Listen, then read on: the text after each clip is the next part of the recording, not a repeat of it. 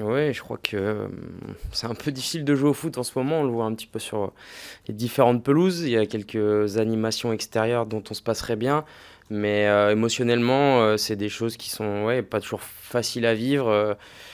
Faut se replonger dans un match de foot quand il y a des événements un peu plus compliqués à gérer à côté. C'est pas toujours évident, mais voilà, aujourd'hui on a réussi à le faire. Hier on a réussi à le faire et aujourd'hui on en est très content d'avoir réussi à gagner ce match qui nous permet d'espérer et d'entrevoir une qualification pour les demi-finales.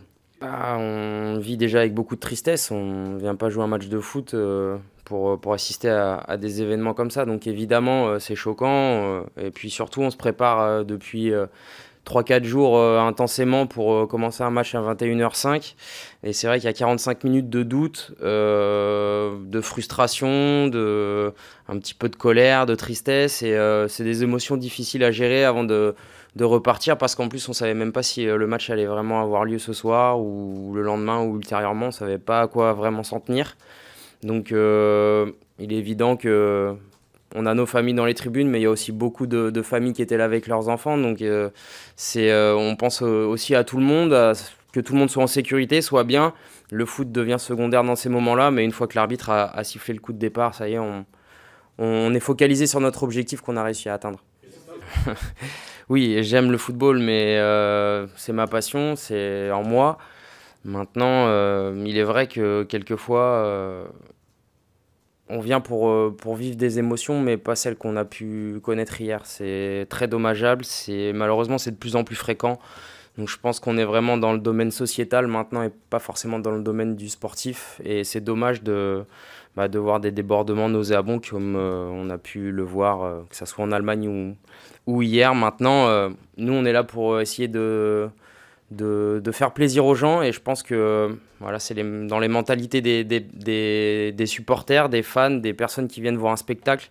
Je pense qu'on devrait tous venir dans cet état d'esprit et malheureusement c'est pas toujours le cas.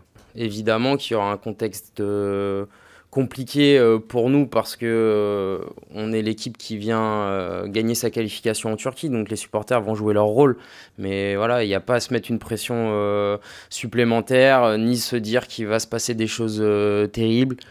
Voilà, c'est un match à jouer. Nous, en tout cas, il va falloir qu'on le prépare de la meilleure des façons pour pouvoir répondre présent à l'événement sportif. Le reste, voilà, ça ne nous concerne pas, en tout cas directement. Les matchs en Coupe d'Europe où on n'encaisse pas de but sont assez rares. Donc maintenant, ça fait partie on va dire des côtés un peu plus négatifs de notre jeu. On se donne beaucoup, on va vers l'avant, on essaie de créer des choses. Du coup, on libère des espaces et c'est pour ça que quelquefois on est mis en difficulté et qu'on encaisse des buts. Mais voilà, on peut pas tout avoir dans le football. Soit on se découvre un petit peu pour essayer de faire du jeu et marquer des buts, ou soit on reste tous derrière. C'est pas notre philosophie de jeu. Donc voilà, c'est un savant mélange qu'on arrive parfois à très bien réaliser et il faudra réussir à le faire jeudi prochain là-bas.